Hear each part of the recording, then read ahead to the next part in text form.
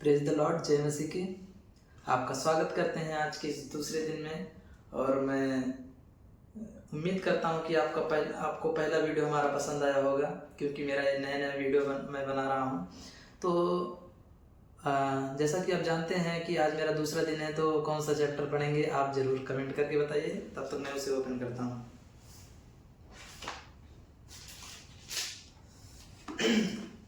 Praise the Lord. तो आज हम पढ़ेंगे मत्ती 2 अध्याय, जो कि ज्योतिषियों का आगमन। मत्ती 2 अध्याय 1 पद से तो स्टार्ट करते हैं। और जैसे कि मैं आपको पहले बताया कि वचन पढ़ने का मतलब ये नहीं कि खाली हम सुने या फिर खाली मैं पढ़ रहा हूँ केवल समाप्त करने के लिए जो टारगेट बना के रखे हैं, ये मतलब नहीं है। बल्कि हमारा ये मतलब है कि हम हर वचन को पढ़ेंगे, हर एक कहानी बाई कहानी पढ़ेंगे, तो उससे हमें वो कहानी याद रहेगी और हमें ये एहसास होगा, ये अंदर लगेगा कि हमने पूरा पढ़ा है और मुझे हर कहानी याद रहेगी। तो हमें हर एक वचन याद होना चाहिए और अपने जीवन में लागू करना चाहिए। मेन चीज़ अपने जीवन में लागू करें। एक अध्याय पढ़ें, लेकिन उसमें से एक बातें अपने जीवन में जरूर लागू करें। तो आइए हम पढ़ते हैं मत्ती 2 अध्याय 1 पद से। हेरोदेस राजा के दिनों में जब यहूदियों के बैतलहम में यीशु का जन्म हुआ, तो पूर्व से कई ज्योतिषी यरूशलेम में आकर पूछने लगे, यहूदियों का राजा जिसका जन्म हुआ है वह कहाँ है? क्योंकि हमने पूर्व में उसका तारा देखा है और उसको प्रणाम करने आए हैं। यह सुनकर हेरोदेस राजा और उसके साथ सारा यरूशलेम घबरा गया। तब उसने लोगों के सब प्रधान याजकों और शास्त्रियों को इकट्ठा करके उनसे पूछा, मसीह का जन्म कहाँ होना चाहिए? उन्होंने उससे कहा, यहूदियों के बैतलहम में, क्योंकि भविष्यद्वक्ता के द्वारा यूं लिखा गया है, हे बैतलहम, तू जो यहूदा के प्रदेश में है, तू किसी भी रीत से यहूदा के अधिकारियों में सबसे छोटा नहीं, क्योंकि तुझ में से एक अधिपति निकलेगा जो मेरी प्रजा इज़राइल की रखवाली करेगा। तब हेरोदेस ने ज्योतिषियों को चुपके से बुलाकर उनसे पूछा कि तारा ठीक किस समय दिखाई दिया था, और उसने यह सुनकर उन्हें बैतलहम भेजा, जाओ उस बालक के विषय में ठीक मालूम करो, और जब वह मिल जाए तो मुझे समाचार दो, ताकि मैं भी आकर उसको प्रणाम करूं।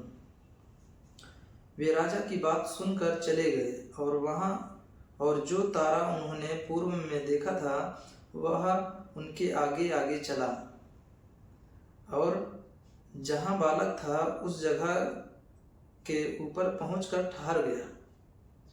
उस तारे को देखकर वे अति आनंदित हुए। उन्होंने उस घर में पहुंचकर उस बालक को उसकी माता मरियम के साथ देखा और मुंह के बल गिरकर बालक को प्रणाम किया,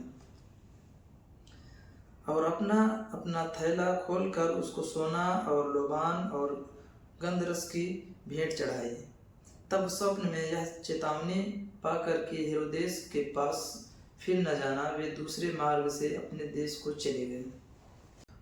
उनके चले जाने के बाद प्रभु के एक दूत ने स्वप्न में यूसुफ को दिखाई देकर कहा, उठ, उस बालक को और उसकी माता को लेकर मिस्र देश को भाग जा, और जब तक मैं तुझसे ना कहूं तब तक वहीं रहना, क्योंकि हेरोदेस इस बालक को ढूंढने पर है कि उसे मरवा डाले। तब वह रात ही को उठकर बालक और उसकी माता को लेकर मिस्र को चला गया, और हेरोदेस के मरने तक वहीं रहा, इसलिए कि वह वचन जो प्रभु ने भविष्यद्वक्ता के द्वारा कहा था पूरा हो, मैंने अपने पुत्र को मिस्र से बुलाया। जब हेरोदेस ने यह देखा कि ज्योतिषियों ने उसके साथ धोखा किया है, तब वह क्रोध से भर गया और लोगों को भेजकर ज्योतिषियों द्वारा ठीक बताए गए समय के अनुसार बैतलहम और उसके आसपास के स्थानों के सब लड़कों को जो 2 वर्ष के या उससे छोटे थे मरवा डाला। तब जो वचन यिर्मयाह भविष्यद्वक्ता के द्वारा कहा गया था वह पूरा हुआ।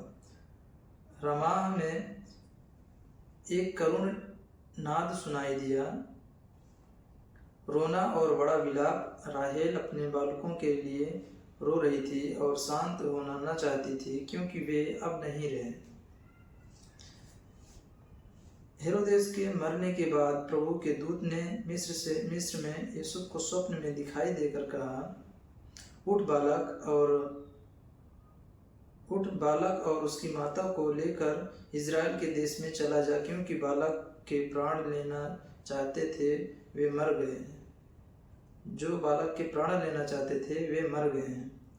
वह उठा और बालक और उसकी माता को साथ लेकर इज़राइल के देश में आया।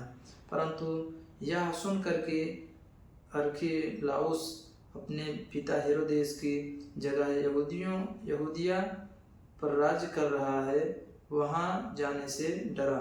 फिर स्वप्न में परमेश्वर से चेतावनी पाकर गलील प्रदेश में चला गया और नासरत नामक नगर में जा बसा, ताकि वह वचन पूरा हो जो भविष्यद्वक्ताओं के द्वारा कहा गया था, वह नासरी कहलाएगा।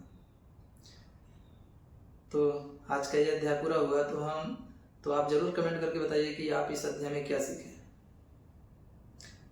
तो जैसे कि हम सीखते हैं कि इस अध्याय में प्रभु यीशु मसीह परमेश्वर जो है उसको स्वप्न के द्वारा यूसुफ को उसका मार्ग दिखा रहा है कि तू क्या कर। तू उसके परमेश्वर उसके स्वप्न के द्वारा उसको हर एक चेतावनी, हर एक रास्ता दिखाता था कि तू कहाँ जाएगा, कैसे जाएगा, क्या करेगा, किसको लेके जाएगा। तो वो उसी के हिसाब से किया और वो बचा। ठीक हम उसी प्रकार से जब हम प्रभु की आवाज़ को सुनते हैं, जब हम वचन पढ़ते हैं और वचन के हिसाब से चलते हैं, तो हम भी बचाए जाते हैं, हम नाश नहीं होते, हमें शैतान नहीं फंसा सकता। क्योंकि परमेश्वर के वचन के हिसाब से अगर हम चलेंगे तो हम जरूर बचेंगे और उद्धार पाएंगे। क्योंकि परमेश्वर हमें एक सच्चे मार्ग पे ले जाता है। हमें परमेश्वर की बात माननी चाहिए, अपने दिमाग नहीं लगाना चाहिए, क्योंकि वचन में लिखा है अपने बुद्धि का सहारा ना ले। तो यूसुफ को नहीं पता था कि क्या होने वाला है, कैसा होने वाला है, वो राजा क्या करने वाला है, लेकिन वो उसके स्वप्न में परमेश्वर ने उसके स्वप्न के द्वारा उसको बताया कि तू वहाँ चला जा और उसकी माता को और यीशु को लेके चला जा। तो ठीक उसी तरीके से कर रहा था। तो ठीक उसी प्रकार से हमें भी अपने जीवन में प्रभु का वचन सुनना चाहिए और हमको उसी के हिसाब से चलना चाहिए।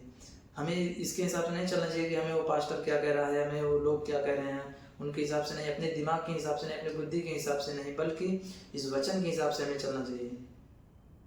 और परमेश्वर हमें क्या दर्शन दे रहा है उसके हिसाब से चलना चाहिए। तो आशा करते हैं कि आपने इस वीडियो में ज़रूर सीखा होगा आज के इस दूसरे दिन में। तो मिलते हैं आपसे कल एक नए अध्याय के साथ, 3 अध्याय के साथ। तब तक के लिए जय मसीह की, bye bye, praise the Lord.